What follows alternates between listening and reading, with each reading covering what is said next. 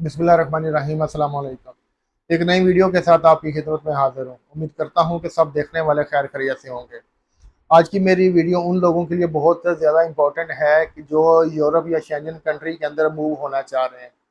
अ, कुछ लोग ऐसे हैं जिनके पास पैसे भी हैं, लेकिन वो फिर भी यूरोप नहीं या शेंजन में जोन में नहीं जा पा रहे।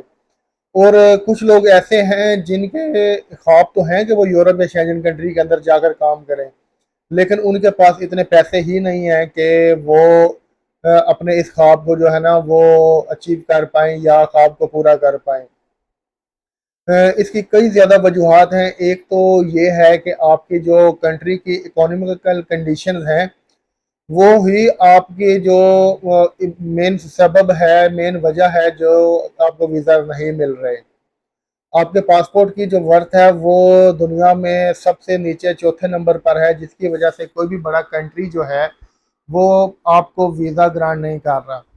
ऐसे लोग जो 40-50 लाख रुपए एजेंट को देकर वर्क परमिट हासिल करते हैं, लेकिन होता क्या है कि जब वो अपॉइंटमेंट के लिए अप्लाई करते हैं तो उन्हें अपॉइंटमेंट ही नहीं मिलती। नतीजतन ये होता है कि वो अपॉइंटमेंट परचेज करते हैं, और जब वो परचेज करके इंटरव्यू देते हैं तो वो वीज़ा रिफ्यूज़ हो जाता है। एक चीज़ ज़हन में रखें कि 2024 के अंदर, ये जो साल अभी चल रहा है, इसमें शेंजन जोन या में वीज़ा बिल्कुल बंद किए हुए हैं। आपको अपॉइंटमेंट परचेज भी कर लें, 95% चांसेस आपको वीज़ा नहीं मिलना। एक तो आपने एजेंट को जो पैसे दिए हैं उसमें भी अगर वो पैसे वापस कर दे, फिर भी कुछ ना कुछ 1000-1200 डॉलर या यूरो वो डिडक्शन करता है।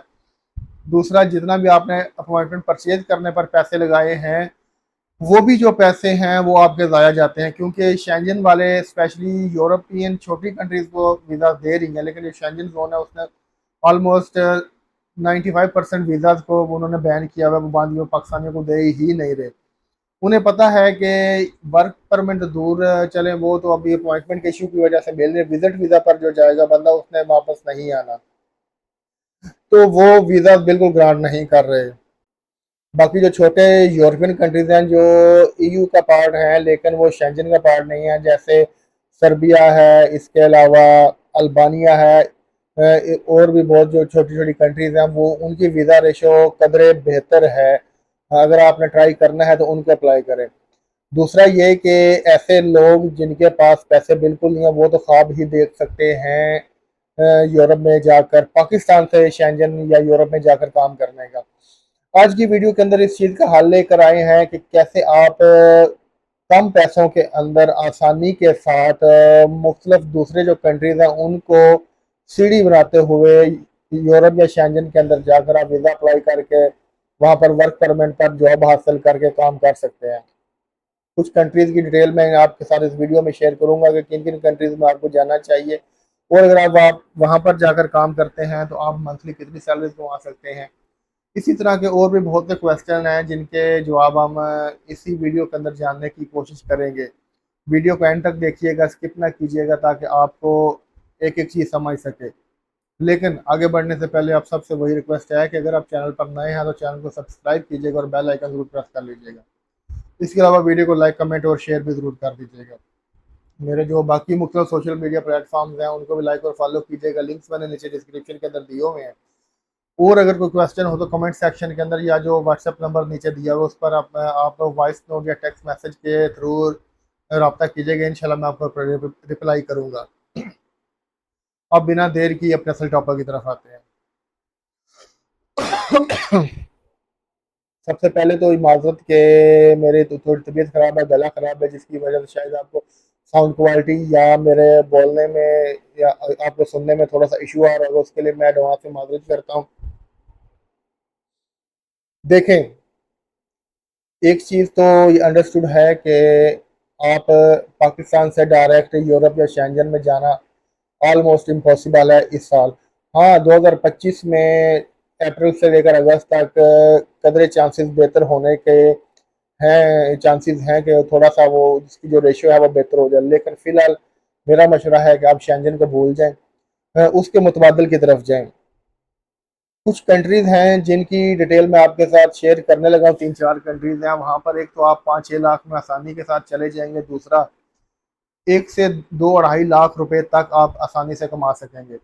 उसका फ़ायदा वहाँ जाने का ये होगा कि आप वहाँ जाकर काम करें, वहाँ पर 6 माह साल लगाएं, उसके बाद वहाँ से किसी शेंजन या यूरोपियन कंट्री के लिए अप्लाई करें, वहाँ से आपके चांसेस जो हैं 50 to 60% बढ़ जाते हैं। पाकिस्तान से ऑलमोस्ट 5 to 10% ही चांसेस हैं, लेकिन वहाँ पर 50 to 60% चांसेस आपके बढ़ जाते हैं कि आपको वीज़ा मिल जाएगा। सबसे बेहतर तरीका ये है कि आप इन जो छोटे कंट्रीज़ हैं जैसे सऊदी अरब है या दुबई है या ओमान मस्कत वगैरह हैं या कतर कुवैत वगैरह हैं, यानी कि जीसीसी कंट्रीज के अंदर आप जाएं, वहां पर जॉब वर्क परमिट वीज़ा लेकर आप जाएं, वहां पर जॉब करें और अपने जो तमाम फाइल है उसको रेडी करें, अपने तमाम टैक्सेस वगैरह पे करें, इसके अलावा अपना अकाउंट ओपन करें और इसके अलावा जो आपकी बैंक स्टेटमेंट है उसको मेंटेन करें, अपनी सैलरी इन आउट उसी में से करें, उसी में बैंक अकाउंट से ही आप पाकिस्तान पैसे भेजें, यानी कि आपकी एक प्रॉपर स्टेटमेंट भी बनती रहे। और फिर जब आपको 1 साल या 1.5 साल हो जाए, फिर वहां से किसी कंट्री के लिए, यूरोपियन कंट्री, इवन कि अमेरिका, कनाडा या ऑस्ट्रेलिया वगैरह के लिए अप्लाई करें, वहां से आपके चांसेस बहुत ज़्यादा हैं कि आपको वीज़ा ग्रांट हो जाएगा। पाकिस्तान से ना होने के बराबर है, लेकिन वहां से आपको बता चुका हूँ काफ़ी ज़्यादा चांसेस हैं कि आप वहाँ से आपका वीज़ा लग जाएगा। उन कंट्रीज़ के अंदर जो रेजिडेंट कार्ड होंगे, जैसे एमिरेट्स आईडी कार्ड है, इसी सऊदी अरब का या बाकी कंट्रीज़ का है, उनकी वर्थ बहुत अच्छी है। आप उनको बेस बनाते हुए वहाँ से वीज़ा अप्लाई करें, इंशाल्लाह आपको वीज़ा मिलेगा। अब क्वेश्चन ये आता है कि वहाँ से हमने वीज़ा अप्लाई कैसे करना है। देखिए, वहाँ एक चीज़ आपको बताता चलूँ कि वहाँ से आप ऑनलाइन भी अप्लाई कर सकते हैं, मुख्तलिफ कंपनीज या रिक्रूटिंग एजेंसीज को आप टारगेट कर सकते हैं।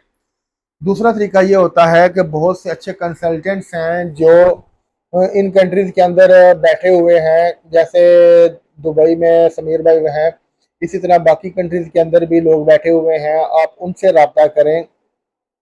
या एक और यूट्यूब चैनल है जुस्तजू का सफ़र, वो भी अब मेरा उनका जो नाम है वो मेरे जहन से निकल गया, वो भी अच्छा है, मतलब काबिल भरोसा लोग हैं, उनसे आप रब्ता करें, वो आपकी फ़ाइल रेडी करेंगे और वो आपको बेहतर मशवरा देंगे कि आप दुबई से या जीसीसी कंट्री से आपको किस कंट्री में मूव करना चाहिए, क्या आप जो रिक्वायर्ड प्रोफाइल है उस पर आपकी प्रोफाइल पूरा उतरती है, यानी कि जो रिक्वायरमेंट्स हैं, जो रिक्वायर्ड एक फ़ाइल होनी चाहिए, यानी कि उस पर आपकी जो प्रोफाइल है वो पूरा उतरती है यानी। और दूसरा ये, वो लोग आपको जो उधर कंसल्टेंट्स बैठे हुए हैं, किसी से भी आप रब्ता कर सकते हैं, वो आपको बेहतर गाइड कर देंगे कि आपको किस कंट्री के लिए अप्लाई करना चाहिए, क्या अमेरिका, कनाडा या ऑस्ट्रेलिया, यूरोप, शेंजन, जहाँ के लिए भी आपकी प्रोफाइल मैच करती होगी वो आपको ना अप्लाई करवा देंगे।